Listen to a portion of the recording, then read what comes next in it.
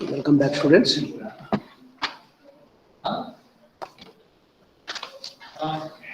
వాతావరణం మారేది కదా, కొంచెం జలుబు.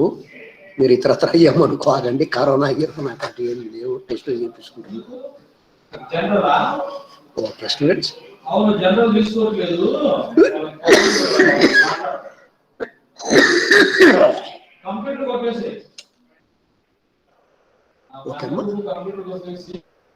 మనము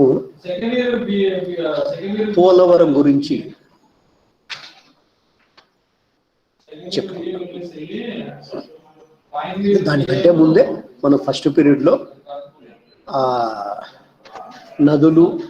నదుల ప్రాజెక్టుల గురించి మనం చెప్పుకుంటా ఉన్నాము. సార్ వాయిస్ వినపడలేదు సార్. పూర్తిగా వినపరాలేదా?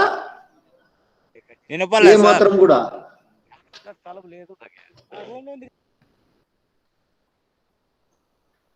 హలో, వినిపిస్తుంది కదరా అమ్మ? మిగతా వాళ్ళు ఎవరికి వినపరాలేదా సార్? వినపడలేదు సార్ అసలు. హలో హలో, వినపడలేదు. నేను టెస్ట్ చేసుకున్నాలే. లక్ష్మి సార్ వినపడలేదు సార్, సౌండ్ రాలేదు. నీకేనా మిగతా వాళ్ళకు కూడా డౌట్ వస్తా ఉంది. ఒక్కసారి అట్లే లైవ్ సార్. నేను ప్రయత్నం చేస్తున్నా ఉండు. నీకొక్కరికే హర్ష రాంది బాబు, మిగతా వాళ్ళకు వాయిస్ రాలేదు లేదా? హలో నిశాంత్, వినపడతాను sir. Right right, okay okay, అదే కదా, అది ఏదో ప్రాబ్లం ఉన్నట్టుంది. ఓకే అమ్మా. సో ఉదయం మనము నీటిపారుదల ప్రాజెక్టుల గురించి మాట్లాడుతూ ఉంటుంది. అంటే కేసీ కెనాల్, నాగార్జున సాగర్, శ్రీశైలం, పులిచింతల, ప్రకాశం బ్యారేజీ, ధవళేశ్వరం, పెన్నా, వీటన్నిటి గురించి. కర్నూలు, కడప. ఇప్పుడు పోలవరం, ఒక్క నిమిషం ఉండండి అమ్మా.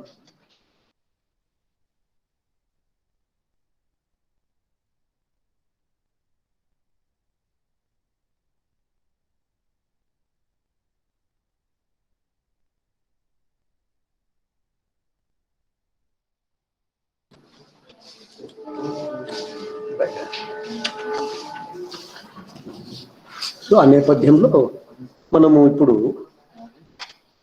పోలవరం గురించి మాట్లాడుకున్నాం.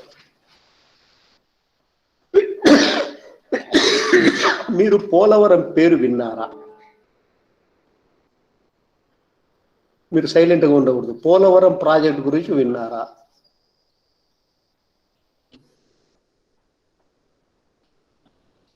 పిన్ డ్రాప్ సైలెన్స్ ఉంది ఇక్కడ. పోలవరం ప్రాజెక్టు విన్నారా లేదా? ఎట్లా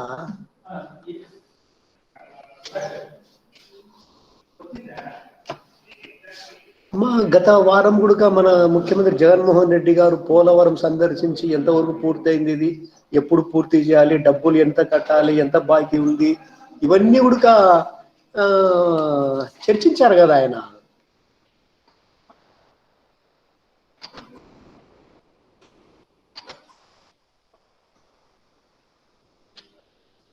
నేను పవర్ పాయింట్ చూపిస్తా ఉండండి.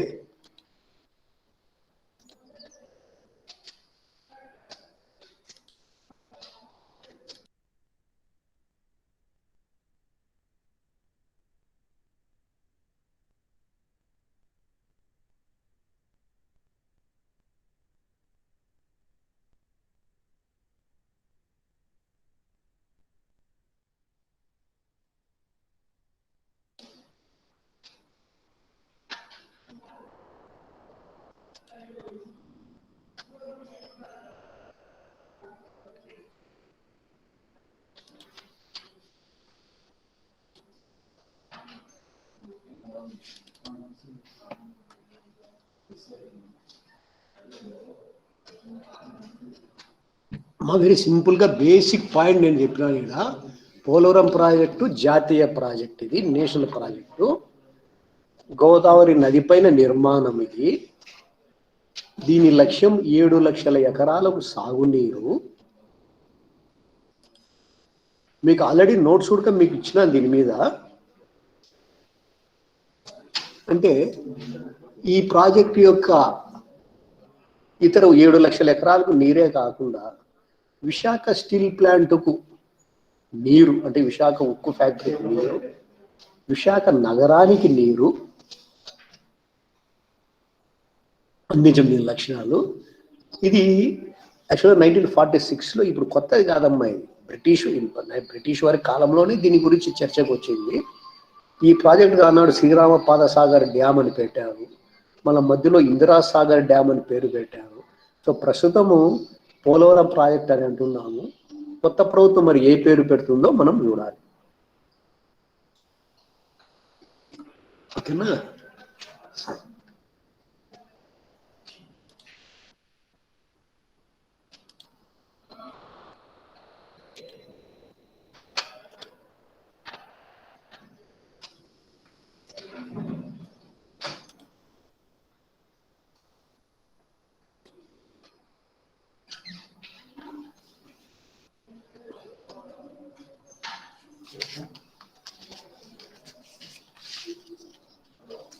పోలవరం ప్రాజెక్ట్ గురించి మాట్లాడుకుందామమ్మా.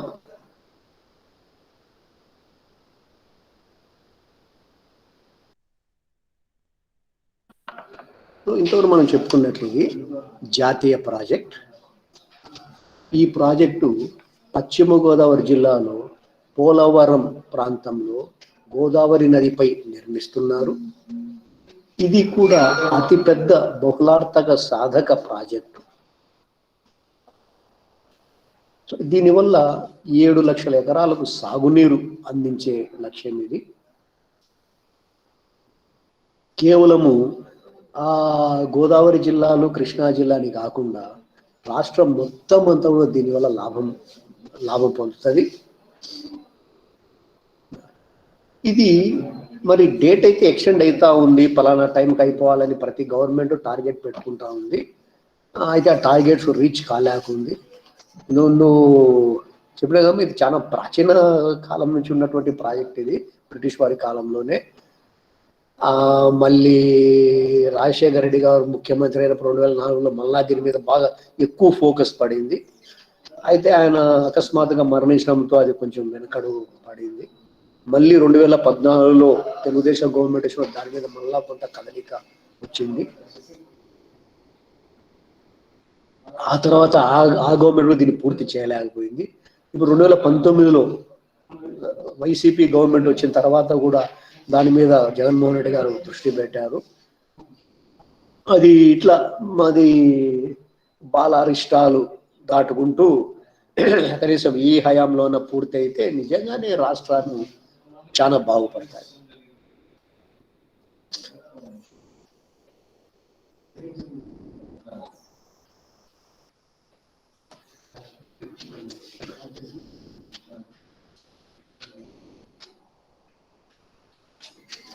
సో ఇది ఇంతవరకు చెప్పినట్టు బహుళార్థక సాధక ప్రాజెక్టు.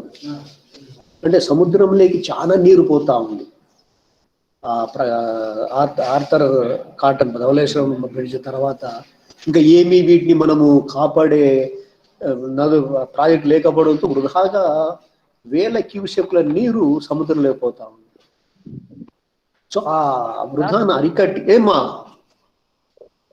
ఏం బాబు సార్ చెప్పు హర్ష. సార్ పోలవరం ప్రాజెక్ట్ హర్ష చెప్పు. పోలవరం ప్రాజెక్ట్ మనం మాట్లాడేది. చెప్పు, నీకేం విషయాలు తెలుసు దాని గురించి? మన క్లాస్ లో చర్చించింది. ఇది రివిజన్ లో ఉన్నాం మనం, రివిజన్ లో పూర్తి కాలేదు. నీకు తెలిసింది చెప్పు. అప్పుడు టీడీపీ గవర్నమెంట్ ఎంతవరకు జరిగింది ఇది పోలవరం ప్రాజెక్టు? గుర్తుందా? ఐడియా ఉందా?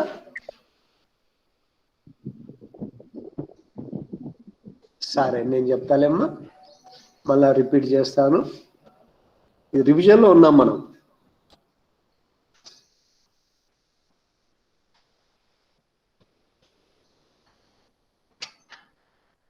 ఇది యాక్చువల్గా బ్రిటిష్ పరిపాలనలోనే రెండో ప్రపంచ యుద్ధ కాలంలో ఆనాడు ఉమ్మడి మద్రాసు రాష్ట్రం, ఆ రాష్ట్రంలో ముఖ్య అధికార స్థానంలో ఉన్నటువంటి ఎస్ రామమూర్తి అనే ఒక ఇండియన్ సివిల్ సర్వెంట్ అధికారి ఈ వృధాగా సముద్రంలో కలిసిపోతున్నటువంటి గోదావరి నది జలాలను సద్వినియోగం చేయడానికి ఆయన ఆలోచన చేశాడు. సో ఆ నీళ్లు వృధాగా పోకుండా కాటన్ బ్యారేజ్ కన్నా, అంటే ధవళేశ్వరం దగ్గర ఉన్న కాటన్ బ్యారేజ్ కన్నా ఇంకా ముందుగానే ఒక పెద్ద ప్రాజెక్టు నిర్మించాలని ఆయన ప్రతిపాదించారు. ఆయన ఉమ్మడి మద్రాసు రాష్ట్రంలో ఉన్నత పదవిలో ఉన్నా కూడా he belongs to Visakhapatnam district, Telugu ఆయనే. ఆయన కొంతకాలం మద్రాసు ప్రభుత్వానికి ప్రధాన సలహాదారుగా పనిచేశారు. సో సొంటి రామమూర్తి ఈయన పేరు, పూర్తి పేరు ఎస్ రామమూర్తి, అంటే సొంటి రామమూర్తి. ఈయన గొప్ప దార్శనికుడు, అంటే ఒక విజనరీ. సో తెలుగు ప్రజలుండే ప్రాంతాలను బాగా సస్యశ్యామలం చేయడానికి గోదావరి నదిపై ఒక బృహత్ నీటిపారుదల పథకం నిర్మించి తద్వారా తెలుగు నేలను సస్యశ్యామలం చేసి బ్రహ్మాండంగా అభివృద్ధి పరచాలనేది ఆయన కోరిక. అంటే ఇప్పటికీ దాదాపు 80 ఏళ్ల క్రితం కల ఇది. సో ఈ ప్రాజెక్ట్ నిర్మాణానికి కావాల్సిన అనుమతులు, అనుకూలతలు, ఒక రిపోర్టు, ఒక సర్వే చేయవలసిందిగా ఈయన ఆనాటి మద్రాస్ ప్రభుత్వ ఇరిగేషన్ డిపార్ట్మెంట్ చీఫ్ ఇంజనీర్ అయినటువంటి శ్రీ ఎల్ కృష్ణ అయ్యర్ గారిని ఆదేశించాడు రామమూర్తి గారు. సో కృష్ణ అయ్యర్ ఈయన ఎవరు? అప్పటి ఉమ్మడి మద్రాస్ గవర్నమెంట్ లో ఉన్నటువంటి నీటిపారుదల శాఖ చీఫ్ ఇంజనీర్. ఈయన ఒక సమగ్ర సర్వే చేసి తర్వాత పశ్చిమ గోదావరి జిల్లాలోని పోలవరం ప్రాంతము ఈ ప్రాజెక్టుకు అత్యంత అనువైనటువంటి ప్రదేశమని ఒక నివేదిక ఇచ్చారు. ఇక్కడ దీని జలాశయం అతి పెద్దదిగా ఉంటుందని, దాని జలాలు భద్రాచలం శ్రీరాముని పాదాలు తాకుతాయని ఆ రిపోర్ట్లో పేర్కొన్నాడు. అప్పుడు భద్రాచలము తూర్పుగోదావరి జిల్లాలో ఉంది. మళ్ళీ రాష్ట్రాల జిల్లాల విభజనలో తెలంగాణకు పోయింది, అది నల్గొండ జిల్లాకి.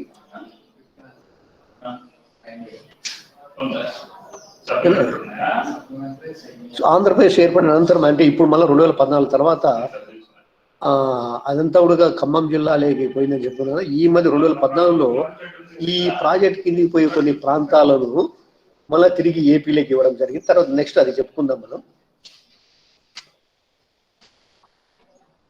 సో అట్లా మొత్తం కదలిక బ్రిటిష్ ప్రభుత్వంలో అయితే పడింది, ఈ సొంటి రామమూర్తి గారి పుణ్యమా అని.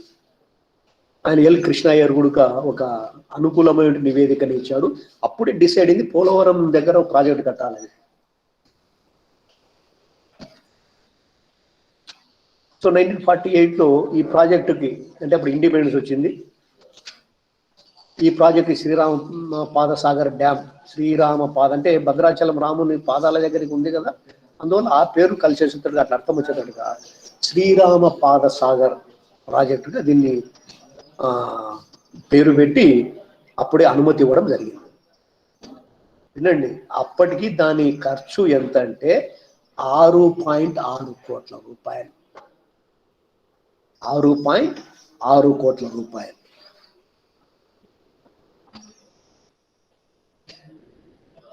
ఈవెన్ చాలా మంది ప్రపంచవ్యాప్తంగా ఈ ఇంజనీరింగ్, అంటే ఈ నీటిపారుదల శాఖకు సంబంధించినటువంటి ఇంజనీర్లు కూడా ఈ ప్రాజెక్ట్ నిర్మాణము చాలా మంచిదనే పేర్కొన్నారు. అప్పటికి ఈ ప్రాజెక్ట్ ద్వారా 3.5 లక్షల ఎకరాలు నీళ్లు ఇవ్వాలని అనుకున్నారు.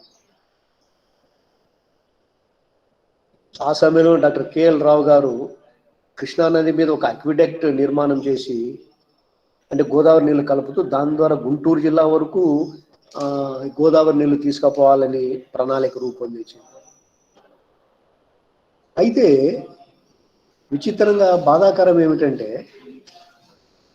సో బ్రిటిష్ కాలంలో మొదలైంది, 1948లో శంకుస్థాపన పడింది. కానీ తర్వాత ఇండిపెండెన్స్ వచ్చిన తర్వాత, అంటే 1947 ఇండిపెండెన్స్ వచ్చింది, ఆ తర్వాత ఈ ప్రణాళిక మూలబడింది.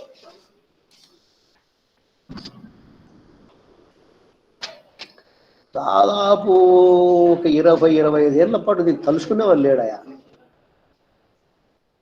మళ్ళీ 1980లో అప్పుడు యునైటెడ్ ఆంధ్రప్రదేశ్ కదా, ఉమ్మడి ఆంధ్రప్రదేశ్ కదా, అప్పుడు ముఖ్యమంత్రి టి అంజయ్య ఆయన మళ్ళా దీన్ని పునఃప్రారంభించారు, మళ్ళా శంకుస్థాపన చేశారు. శంకుస్థాపన అయితే పడింది.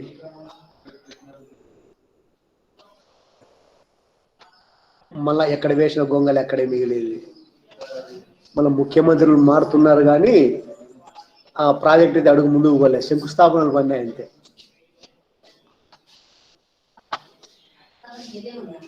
అప్పుడు ఈయన టంగుటూరి అంజయ్య మళ్ళీ శంకుస్థాపన చేసిన అని చెప్పినాం కదా, మళ్ళీ రాయి ఒప్పున్నది రాయి.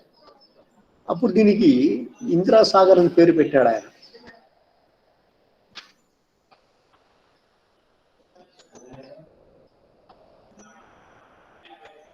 ఇంకా మళ్ళీ అనుమతుల కోసం మొదలు పెట్టారు, ఏమీ కాలేదు. మళ్ళీ రాజశేఖర రెడ్డి గారు గవర్నమెంట్ వచ్చిన తర్వాత దీని అనుమతుల కోసం కొంచెం స్పీడ్ అప్, అంటే ఎప్పుడు 1980 అయితే మళ్ళా ఒక 20 ఏళ్ళు కాలయాపన జరిగిపోయింది. గవర్నమెంట్స్ మారుతున్నాయి, ముఖ్యమంత్రులు మారుతున్నారు, మాటలు చెప్తున్నారు, ఏమీ కాలే. మళ్ళా 2004లో కాంగ్రెస్ గవర్నమెంట్ రాజశేఖర రెడ్డి ఆధ్వర్యంలో, వైఎస్ రాజశేఖర రెడ్డి ఆధ్వర్యంలో మళ్ళీ పార్టీ ఆయన ముఖ్యమంత్రిగా ఉన్నప్పుడు దీని మీద మళ్ళా కదలికలు వచ్చినాయి. ఈయన టైంలోనే దీనికి కావాల్సిన అనుమతులన్నీ ఆయన తెప్పించినారు. అయితే కాలం పెరిగే కొద్ది అంచనా వ్యయం పెరుగుతూ ఉంది. ఈ లోపల వివిధ రాష్ట్రాల వారు కోర్టులో కేసులు వేయడం మొదలుపెట్టారు. తెలంగాణ ఉద్యమం కాలంలో దీనికి అబ్జెక్షన్స్ వచ్చినాయి. మహారాష్ట్ర అడ్డం చెప్పింది, ఒరిస్సా అడ్డం చెప్పింది. ఇక పోలవరం కడితే మా ఊర్లన్నీ మునిగిపోతాయని వాళ్ళు అబ్జెక్షన్ చెప్పారు. ఇట్లా పోలవరం ప్రాజెక్టు ఎక్కడ వేసిన గొంగలి మాదిరి తయారైపోయింది. ఈ లోపల ఆంధ్రప్రదేశ్ రాష్ట్రమే విడిపోయింది 2014లో. తెలంగాణ రాష్ట్రము, ఆంధ్రప్రదేశ్ రాష్ట్రం. అక్కడ టిఆర్ఎస్ ప్రభుత్వం కేసీఆర్ గారు, ఇక్కడ టీడీపీ ప్రభుత్వము చంద్రబాబు నాయుడు గారు. సో ఆ తర్వాత కొంచెం ఎలా జరిగింది అనేది కూడా చూద్దాం. పోలవరం 2014 ఆంధ్రప్రదేశ్ విభజన చట్టంలోనే ఉంది ఏమని, పోలవరం ప్రాజెక్టును ఒక జాతీయ ప్రాజెక్టుగా గుర్తించాలని, కేంద్ర ప్రభుత్వమే దీన్ని మొత్తం ఖర్చు పెట్టి పూర్తి చేయాలని. ఈ ప్రాజెక్ట్ నిర్మాణం వల్ల ఖమ్మం జిల్లాలో, అంటే తెలంగాణ రాష్ట్రంలోని ఖమ్మం జిల్లాలోని కొన్ని మండలాలు ముంపుకు గురవుతాయి. సో దాంతో తెలంగాణ ప్రభుత్వము ఈ ప్రాజెక్టును అడ్డుకోకుండా ఉండడానికని, అంటే ఆ చట్టం ప్రకారమే ఏవైతే మండలాలు మునుగుతాయో వాళ్ళు అబ్జెక్షన్ చెప్తారు కాబట్టి ఆ అబ్జెక్షన్స్కు అవకాశం ఇవ్వకుండా ఆ ముంపు మండలాలను ఆంధ్రప్రదేశ్లోకి విలీనం చేసింది కేంద్ర ప్రభుత్వం, ఆనాటి బీజేపీ ప్రభుత్వం. అంటే ఆ మండలాలను, ఎందుకంటే ఇప్పుడు ఇది ఆంధ్రప్రదేశ్, ఇది తెలంగాణ. ఆంధ్రప్రదేశ్లో గోదావరి పోలవరం కడితే నీళ్ళన్నీ నిలబడిపోతాయి, బ్యాక్ వాటర్స్ అన్నీ చాలా గ్రామాలు మునుగుతాయి కదా. సో మన రాష్ట్రంలో మునిగితే మనము మన ప్రజలను ఒప్పిస్తాము, ప్రభుత్వాలు వాళ్ళకి ఏదో కాంపన్సేషన్ ఇస్తాము.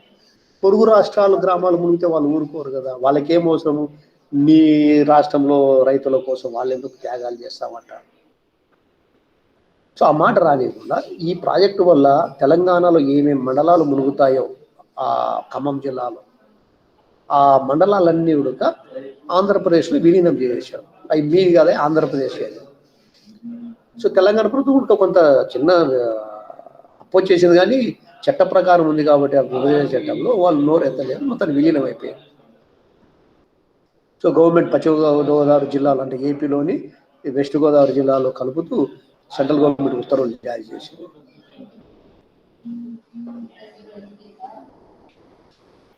అదే ఒక పక్క ఛత్తీస్గఢ్, ఇప్పటికి కూడా ఒడిస్సా ఆ రాష్ట్రాలు తమ వ్యవసాయ భూములు ఈ ప్రాజెక్టు కింద మునిగిపోతాయని అభ్యంతరం వ్యక్తం చేస్తున్నాయి. సో అది మరి కేంద్ర ప్రభుత్వం వాటికి ఏ విధంగా నచ్చజెప్తుందో కాలమే చెప్పాలి.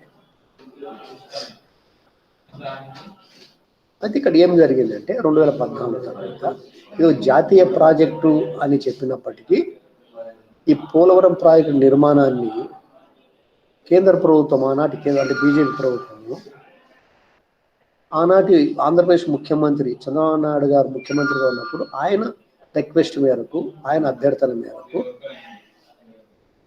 రాష్ట్రమే మేము డబ్బులు అంటే ఈయనే కోరాడు ఆనాటి ముఖ్యమంత్రి, మేమే కట్టుకుంటాం, ఆ డబ్బులు ఏదో మాకు ఇవ్వండి, మీరు కడితే కొంచెం లేట్ అవుతుంది, మేమైతే మా రాష్ట్రం కాబట్టి మేము ఉత్సాహం చూపిస్తాము, దాని మీద కాన్సన్ట్రేషన్ చేస్తాము అని మొత్తానికి కేంద్ర ప్రభుత్వాన్ని ఒప్పించి, అంటే ఆనాడు కేంద్ర ప్రభుత్వానికి రాష్ట్ర ప్రభుత్వానికి మధ్య సత్సంబంధాలు ఉన్నాయి కాబట్టి, అంటే ఎన్డీఏలో భాగస్వామ్యే కదా తెలుగుదేశం పార్టీ, మొత్తానికి పోలవరం జాతీయ ప్రాజెక్టు అయినప్పటికీ ఆనాటి ముఖ్యమంత్రి గారి అభ్యర్థన మేర ఆ ప్రాజెక్ట్ నిర్మాణం ఏదో మీరే కట్టుకోండి మన రాష్ట్రానికి అప్పచెప్పింది. అయితే ఆ విధంగా వచ్చినప్పటికీ కూడా మనకు చేతిలో పెట్టినప్పటికీ కూడా అనేక కారణాల వల్ల ఈ ప్రాజెక్టు నత్తనడకనే సాగుతూ వచ్చింది. ఏదో రకరకాల కారణాలే, అంటే కొన్ని అనుమతులు రావాలని, అంటే మరిన్ని అనుమతులు, నిధులు రావాలని, తగినంత నిధులు సరిపోలేదని, ఖర్చులు ఎక్కువ అవుతున్నాయి కాబట్టి మరింత నిధులు అంటే అనుకునే దానికన్నా ఎక్కువ ఖర్చు అవుతుంది కాబట్టి టైం అయిపోయింది కదా. 1941లో పెట్టినప్పుడు 6 కోట్లు, ఇప్పుడు 1000 కోట్లు. సో 2014లో కూడా ఇంత మొత్తం అనే ఒప్పందం వచ్చినప్పుడు అది కూడా కాస్ట్ పెరుగుతుంది, ఎస్కలేషన్.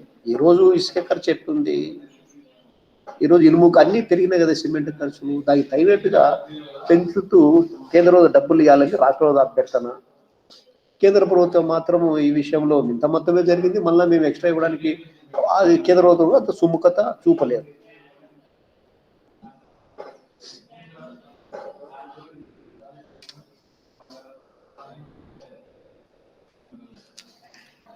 కాబట్టి రాష్ట్ర ప్రభుత్వం కొంత విజ్ఞప్తుల మేరకు కేంద్ర ప్రభుత్వం కొంచెం ఉంటాయి రూల్స్ రెగ్యులేషన్స్, అనేది మనం ఏడవన్నీ తప్పులు పట్టండి ఏ గవర్నమెంట్ కూడా. మొత్తానికి అయితే ఏమిటంటే ప్రాజెక్టు ముందుకు పోలే. నిజానికి ఆనాటి ముఖ్యమంత్రి ప్రతి వారము పోలవరం ప్రాంతాన్ని సందర్శించేవారు, లేదా వీడియోల ద్వారా వర్చువల్, ఇప్పుడు మనం ఎట్లా జరుపుతున్నామో వర్చువల్ క్లాసెస్ అట్లా ఆయన పోలవరం దగ్గర వర్క్స్ అంతా కూడా ఈయన అమరావతిలో కూర్చొని పర్యవేక్షించేవాడు, ఇంజనీర్లకు ఆదేశాలు ఇచ్చేవాడు, నిర్మాణ పురోగతిని తెలుసుకోవడానికి చేసేవాడు, అనేక సార్లు ఏరియల్ సర్వే కూడా చేయించారు. కానీ ఏమి చేసినా ఎంత చేసినా విషయం ఏమిటంటే 2014 నుంచి 2019 వరకు ముఖ్యమంత్రిగా చంద్రబాబు నాయుడు గారు ఉన్నంత కాలంలో ప్రాజెక్ట్ అయితే పూర్తి కాలే. ఆయనేమో అంటే ఆ 5 ఏళ్ల కాలంలో పూర్తి చేయాలని ఆయన పట్టుదల చూపించారు, కానీ వాస్తవం ఏమంటే పూర్తి కాలే. తర్వాత వైసీపీ పార్టీ వచ్చింది, జగన్ గారు కూడా ప్రయత్నాలు చేస్తున్నారు, ఆయన పర్యవేక్షణ చేస్తున్నారు, ఆయన ఆదేశాలు చేస్తున్నారు. మరి పరిస్థితి మనము చూడాలి. ఓకే, అది నిర్మాణము ఇంజనీర్లు చూసుకుంటారు, మనం ఏం చేయలేము. అయితే మనం చరిత్ర విద్యార్థులుగా ఈ ప్రాజెక్టు పోలవరం ప్రాజెక్టు యొక్క ప్రాధాన్యత ఏదో మనం తెలుసుకుందాం. ఇది నిజంగానే ఇది గ్రేట్ ప్లాన్, చాలా గొప్ప ప్రణాళిక. గోదావరి నది కృష్ణా నదిని అనుసంధానం చేసే బృహత్తరమైన పథకం. ఆ నది అంతా సముద్రంలో పోతా ఉంది, ఈ నది కొంత సముద్రంలో పోతా ఉంది. కాకపోతే 2 నదుల దగ్గర ఆనకట్టలు ఉన్నాయి. ఎక్కువ గోదావరి నది జలాలు ఎక్కువ వేస్ట్ అవుతున్నాయి. కృష్ణా నది కొన్నిసార్లు నీళ్లు రావు, వర్షాలు బాగా పడితే సరే లేకుంటే. అప్పుడు ప్లాన్ ఏమంటే ఆ గోదావరి నదికి లింకు పెట్టి మధ్యలో ఈ పోలవరం ప్రాజెక్ట్ నుంచి ఆడ కట్టేసి నీళ్ళు ఆపిన నీళ్లను కృష్ణా ఆనకట్ట నదిలో కలపాలి. అప్పుడు కృష్ణా నదిలో నీళ్లు వస్తాయి. ఆ కృష్ణా నది కింద ఉన్న ప్రాజెక్ట్ చెప్పుకున్నాం కదా, ఇది సాగరు, శ్రీశైలము, ఇవన్నీ కూడా మన అనంతపురం జిల్లా వరకు ఉంది కదా. ఎక్కడో వైర్లు కాలుతున్న సౌండ్ వస్తూ ఉంది కదా, కాదు లేదా? ఓకే, నా ముఖ్యమైన అట్లా అయిపోయింది. భయమేసి నిద్రపోతే మొత్తం ఆన్లైన్ క్లాసులు అంతా కూడా ఇబ్బంది అవుతారు. రైట్. సో అటువంటి గొప్ప ప్రాజెక్ట్ ఇది. నిజానికి ఈ ప్రాజెక్టు పూర్తయితే మాత్రము అది ఎవరు పుణ్యం కట్టుకుంటారు, ఏ ముఖ్యమంత్రి చరిత్రలో నిలిచిపోతాడు. ఆర్థర్ కాటన్ మనం ఎట్లా తలుచుకుంటున్నాము, కృష్ణా ఆనకట్ట, గోదావరి ఆనకట్ట కాబట్టి అట్లా పోలవరం ఆనకట్టను పూర్తి చేసిన వ్యక్తి నిజంగా మహానుభావుడు. అబ్బా,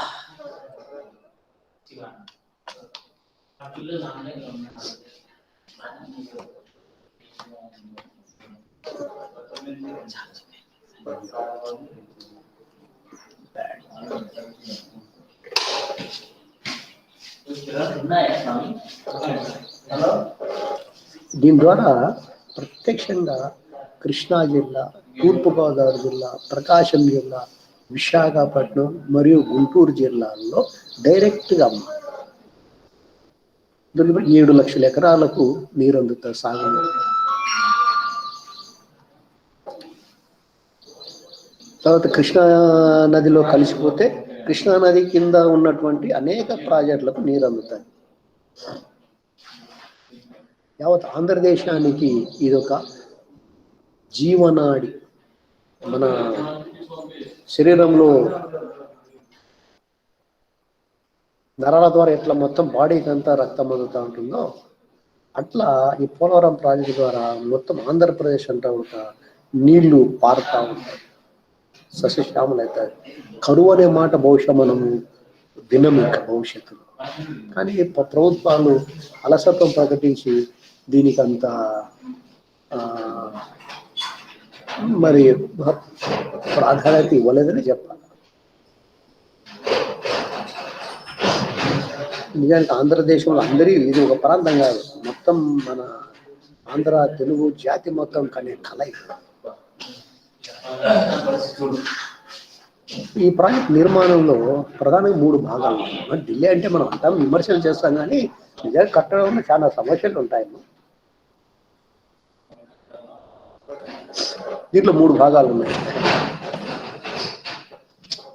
ఒకటి రిజర్వాయర్ నిర్మాణం, 2 స్పిల్వే, 3 విద్యుత్ ఉత్పత్తి కేంద్రం.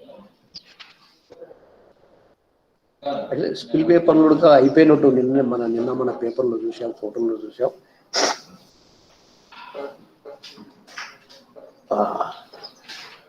రిజర్వాయర్లు అంటే ఏంటి? దీంట్లో నీళ్లు నిల్వ చేస్తారు, దీనికి ఒక ఆనకట్ట కడతారు. మళ్ళీ దీంట్లో రకరకాల భాగాలు, మనం దాని జోలికి పోము, జస్ట్ ఊరికి ఇన్ఫర్మేషన్. ఒక డయాఫ్రమ్ వాల్ అంటే నీరు లీకేజ్ లేకుండా కాపాడుతుంది. తర్వాత రాతి మట్టి కట్టడం అంటే డయాఫ్రమ్ వాల్కు ఇరువైపులా దీన్ని అర్తకం రాక్ఫిల్ డ్యామ్ అంటారు అది. తర్వాత కాఫర్ డ్యామ్ అంటే రిజర్వాయర్లో ఉన్నటువంటి ముఖ్యమైన భాగాలు. అంటే కాఫర్ డ్యామ్ అంటే ఏంటి అంటే ప్రధాన డ్యామ్ నిర్మించేటప్పుడు ఆ నీరు అంటే నదికి అడ్డంగా కట్టాలి కదా, నీళ్ళన్నీ అడ్డం అవుతాయి కదా, డ్యామ్ కట్టలేం కదా. కాబట్టి ఆ డ్యామ్ కట్టాలంటే, నదికి అడ్డంగా డ్యామ్ కట్టాలంటే ఆ నీరు అడ్డు తగలకుండా తాత్కాలికంగా పక్కన నిర్మించే కట్టడం, ఆ నీళ్ళని డైవర్ట్ చేస్తారు. నదీ ప్రవాహం అడ్డు తగలకుండా పక్కకు మళ్లించి, సో ఇక్కడంతా ఏరు ఎండిపోతే ఇది కట్టాలి. మళ్ళీ ఆ డ్యామును ఆ తాత్కాలిక డ్యామును పగలగొట్టేసి ఇన్నిళ్ళు మళ్ళీ ఇక్కడ దిగుతారు. సో కాపర్ డ్యామ్ అంటే అది. ఎందుకు చెప్పాలి, మామూలు మురుటుబడి డూప్లికేట్ డ్యామ్.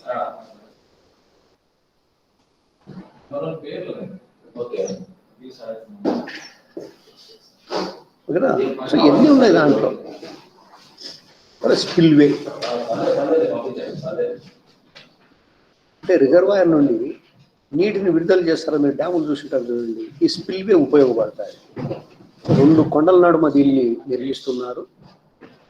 ఇది దాదాపు 48 గేట్లు ఏర్పాటు చేయాలని నిర్ణయించారు. మరి ఇప్పుడు ఏమన్నా పెరిగిందేమో.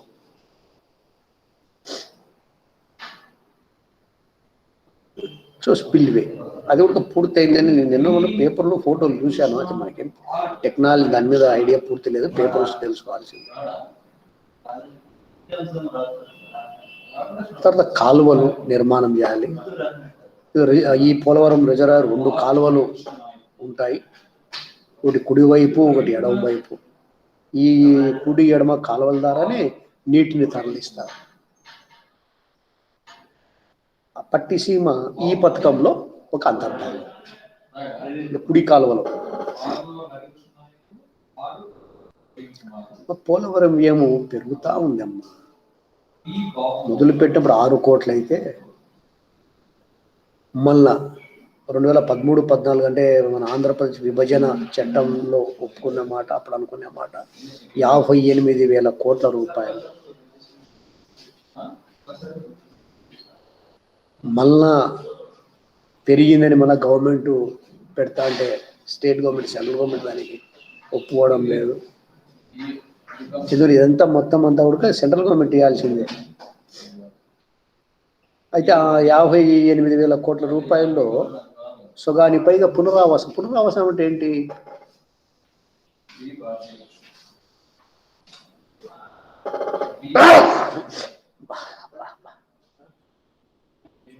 పునరావాసం అంటే ఏంటి అంటే, నది వల్ల ఆనకట్ట కడితే ఆ ఆనకట్ట కింద ఉండే గ్రామాలు, నగరాలు, పట్టణాలకు మునిగిపోతాయి.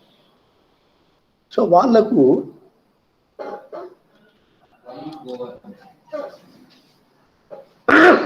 ఆ ప్రజలకి పునరావాసం కలిగించాలి కదా.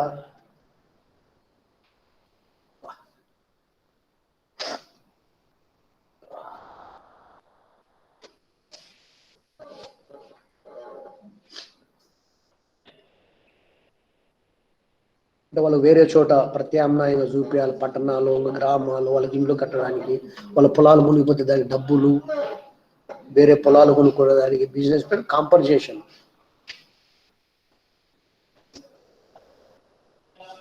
దీన్ని పునరావాసం అంటాం. నిజానికి ఏ డ్యామ్ కట్టినామో ఆ డ్యాములు కట్టే నిర్మాణం పునరావాసానికి ఖర్చు ఎక్కువైతుంది. సో స్టేట్ గవర్నమెంట్ మీరిచ్చే 58,000 కోట్లలో సగం దీనికే పోతుంది, పునరావాసానికి.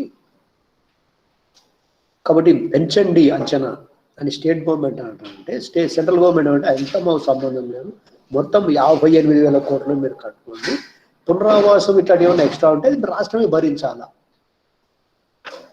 ఆడ తకరారు పడి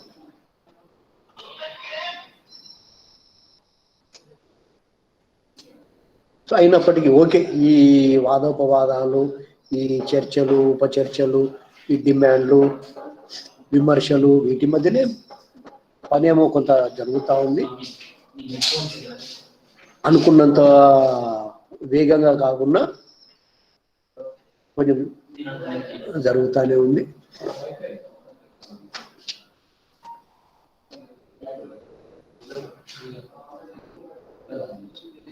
తర్వాత ఇంకోటి, ఈ ఏమన్నా విద్యుత్ ఉత్పత్తి కేంద్రం అన్నాం కదా. సో పోలవరం ప్రాజెక్టు ద్వారా సుమారు 960 మెగావాట్ల సామర్థ్యం గల జల విద్యుత్ ప్రాజెక్టు కూడా ఇక్కడ నిర్మిస్తున్నారు. అందుకే ఇది బహుళార్థ సాధక ప్రాజెక్ట్.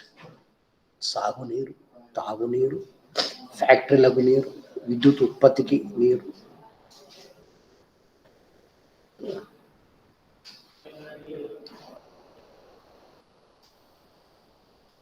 సో కుడి కాలువ సుమారు 174 కిలోమీటర్ల పొడవు,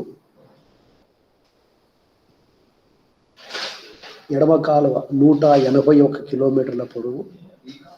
సో ఎడమ కాలువ ద్వారా తూర్పుగోదావరి జిల్లా, విశాఖపట్నం జిల్లా 4 లక్షల ఎకరాలు. కుడి కాలువ ద్వారా అంటే 174 కిలోమీటర్లు ఉన్నది కదమ్మా.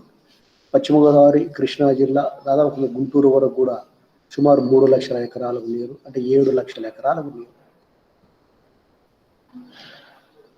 అంటే 80 టీఎంసీల నీరు గోదావరి జిల్లాలను పట్టిసీమ ద్వారా కృష్ణా బేసు తరలిస్తారు.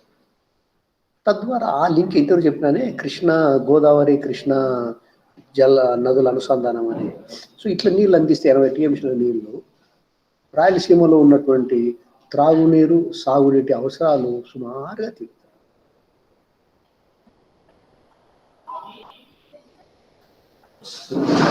దీనికి దాదాపు అనుమతులు చాలా వరకు వచ్చేసినాయి అన్నమాట. అంటే కావాల్సిన పాలకుల చిత్తశుద్ధి. ఇదో చెప్పానే 2004లో రాజశేఖర రెడ్డి గారి గవర్నమెంట్, అప్పుడు ఆయన పోరాడి, అంటే అప్పుడు సెంట్రల్ గవర్నమెంట్ కూడా కాంగ్రెస్ ఉండింది, ఇక్కడ కాంగ్రెస్ ప్రభుత్వమే. రాజశేఖర రెడ్డి ఈ జలయజ్ఞం అనేది ప్రారంభించి రైతులకు ఎటదిరిగి నీళ్ళు ఇవ్వాలనే దృఢ సంకల్పం ఆయనకు ఉండడంతో ఆయన రావాల్సిన అనుమతులన్నీ తెప్పించుకున్నాడు చాలా మాట. 2005లోనే పర్యావరణ అనుమతులు లభించాయి. గిరిజన ప్రాంతాల ప్రజల తరలింపు, వారికి పునరావాసం కల్పించడానికి సంబంధించి కేంద్ర గిరిజన శాఖ నుంచి కూడా అనుమతులు 2007కే తెప్పించుకున్నాడు. ఇక అటవీ ప్రాంత వినియోగానికి సంబంధించినటువంటి తుది అనుమతులన్నీ 2010లో వచ్చేసినాయి.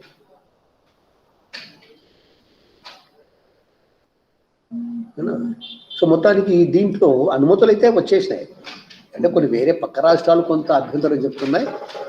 అది కూడా వాటి కూడా చర్చల ద్వారా పరిష్కరించుకోవాలా. మొత్తానికి ఈ పోలవరం వల్ల ఆంధ్రప్రదేశ్లో, అంటే తెలంగాణ నుంచి వచ్చినాయని చెప్పుకున్నాను, కొన్ని వాటితో కలుపుకొని ఈ ఇప్పుడు ఉన్నటువంటి 13 జిల్లాల ఆంధ్రప్రదేశ్లోనే 276 గ్రామాలు, ఛత్తీస్గఢ్ రాష్ట్రంలో 4 గ్రామాలు, ఒడిశా రాష్ట్రంలో 6 గ్రామాలు ముంపుకు గురవుతాయి. అంటే ఆ రాష్ట్రాల్లో కూడా మనం కాంపన్సేషన్ చేయాలి. మన రాష్ట్రం కాంపన్సేషన్ ముందు ఒప్పించాలి. ఈ ప్రాజెక్టు వల్ల అంటే 276 గ్రామాలు ఏపీలో, 4 ఛత్తీస్గఢ్లో, 6 ఒరిస్సాలో మునడమే కాకుండా మొత్తం మీద ఈ ప్రాజెక్టు వల్ల సుమారు 3500 ఎకరాల అటవీ భూమి కూడా మునిగిపోతుంది. 3500 అడవి ఎకరాల భూమి మునిగిపోతుందంటే జస్ట్ ఇమాజిన్ ఎంత వృక్ష సంపద, ఎంత అటవీ సంపద మునిగిపోతారు. ఇదే అది దీనికి అనుమతులు కొన్ని త్యాగాలు చేయాల్సింది. అది మంచిదా చెడ్డదా అనేది మనం ఇక్కడ ఆర్గ్యుమెంట్ డిబేట్ పెట్టుకోలేమా. చాలా మంది ఇది మంచిది కాదని అంటారు పర్యావరణవేత్తలు. అంటే పెద్ద పెద్ద డ్యాములు కట్టడమే మంచిది కాదు, దానివల్ల భూకంపాలు వస్తాయి, నదుల డైరెక్షన్ మారితే సమతుల్యత దెబ్బతింటుంది. అది ప్రకృతి కూడా మంచిది కాదేననే ఆర్గ్యుమెంట్స్ కూడా ఉన్నాయి. అయితే మనం వాటి జోలికి అది వ్యక్తిగతం పోకూడదు.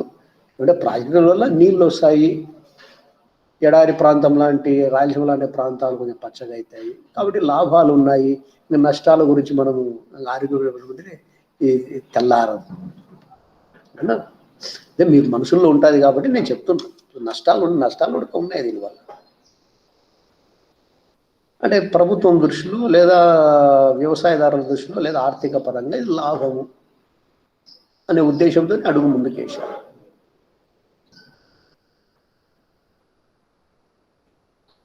అయితే ఈ పోలవరం చాలా భారీ project, it will take time. So ఆ ఉద్దేశంతో తాత్కాలికంగా కొంచెం ప్రజల ఇబ్బందులు తీర్చడానికి 2014, 2019 మధ్యలో నుండి తెలుగుదేశం ప్రభుత్వము కొన్ని తాత్కాలిక ఏర్పాట్లు చేసింది.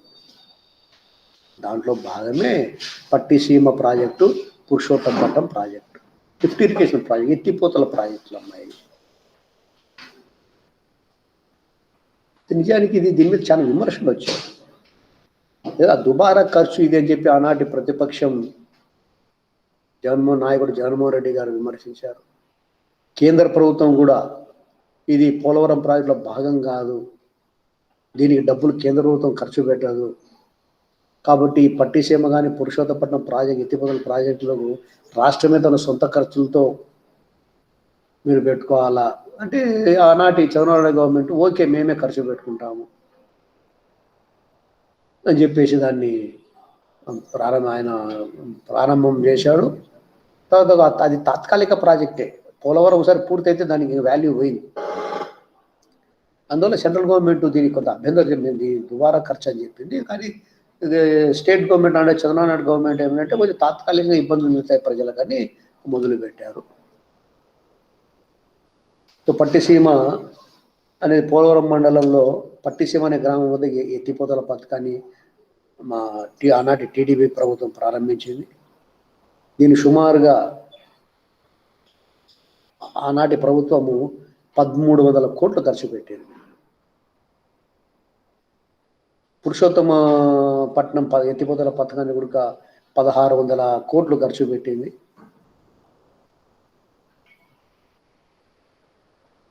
అది కొంతవరకు పూర్తయింది.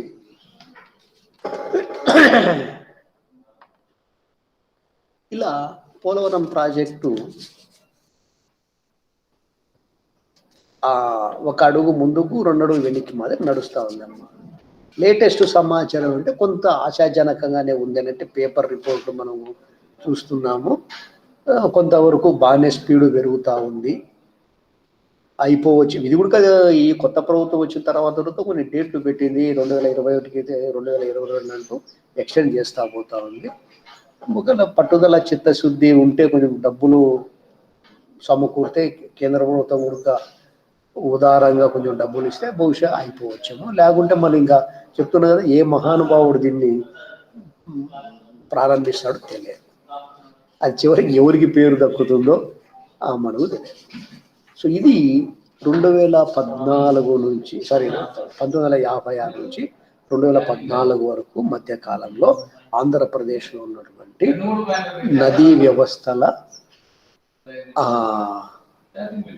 గురించి ఒక వివరణ. ఇది మీకు ప్రశ్న వస్తే మీరేం కంగారు పడద్దు, ఉపోద్ఘాతం రాయండి. నదుల వల్ల ప్రయోజనాలు,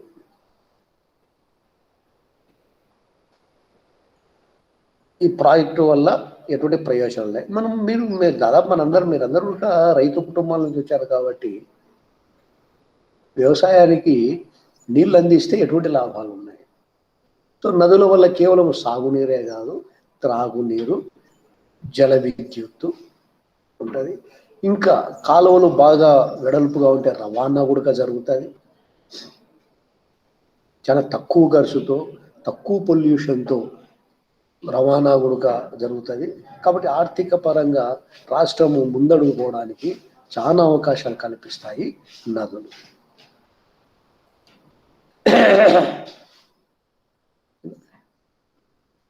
అని ఉపోద్ఘాతం. తర్వాత సెకండ్ సైడ్ హెడ్డింగ్ పెట్టేసి ఆంధ్రప్రదేశ్లో నుండి ప్రధాన నదులు ఏమి. సో గోదావరి నది ఇంతవరకు ఎక్కడ పుడుతుంది, ఎక్కడ ఏ రాష్ట్రాల్లో ప్రవహిస్తాయి, దాని గురించి ఉపనదులు ఏమిటి, మీకు ఇచ్చినటువంటి స్టడీ మెటీరియల్లో ఉండేది. సో అట్లా క్లుప్తంగా ఒక్కొక్క నది గురించి ఒక 2-3 లైన్లు, అంటే ప్రశ్నను బట్టి అది షార్ట్ ఎస్సేనా లేకుంటే మెయిన్ ఎస్సేనా అని. మీరు 4 పేజీలు చదువుకున్నా మాకు చాలా వస్తాయని 5 మార్కుల ప్రశ్నకు మీరు ఇది రాసేస్తే టైం సరిపోదు. హిస్టరీ స్టూడెంట్ చేసే కొన్ని ఎప్పుడు ఇది పొరపాటు.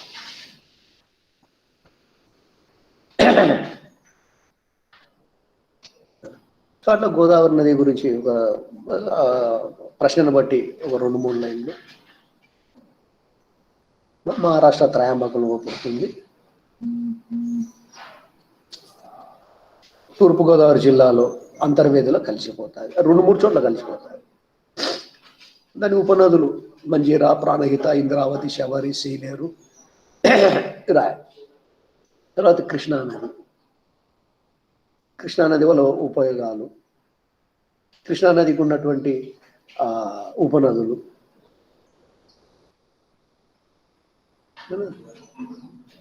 ఎక్కడ పుట్టింది నది,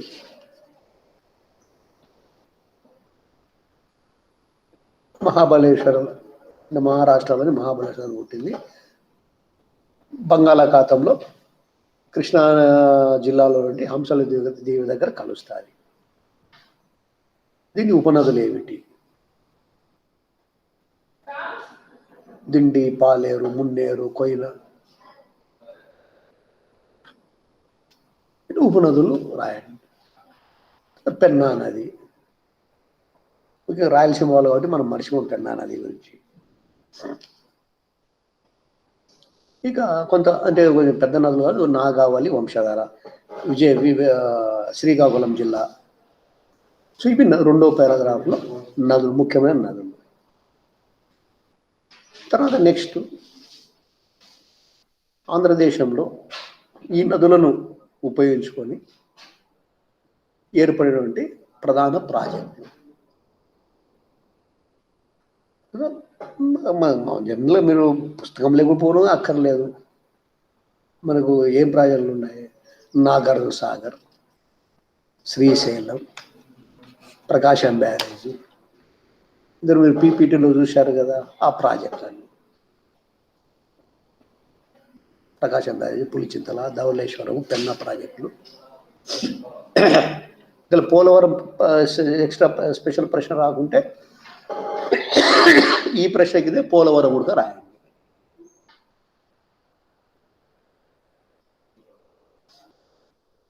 సో వీటి వల్ల కలిగే లాభాలు. ముగింపు. ఈ విధంగా ఆనాడు ఎంతో దార్శనికతతో మన ప్రభుత్వాలు ఇవన్నీ నిర్మించారు. వీటిని కాపాడుకునే బాధ్యత మన మీద కూడా ఉంది. పోలవరం ప్రాజెక్టు ఉడక పూర్తయితే ఆంధ్రదేశము సస్యశ్యామలం అవుతారు.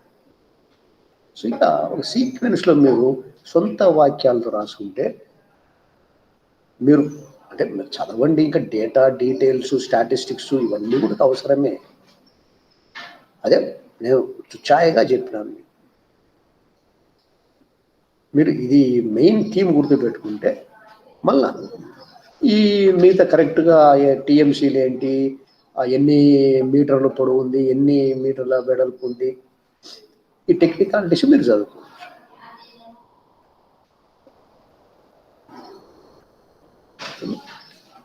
అలా మీరు రాయాల్సి ఉంటుంది.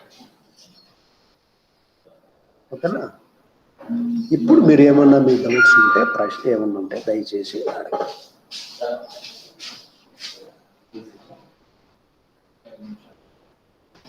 మనం నెక్స్ట్ క్లాస్లో అంటే ఈరోజు మీకు హిస్టరీ క్లాస్లో అయితే మీకు బహుశా ఉంటే ఎకనామిక్స్ ఉండదు.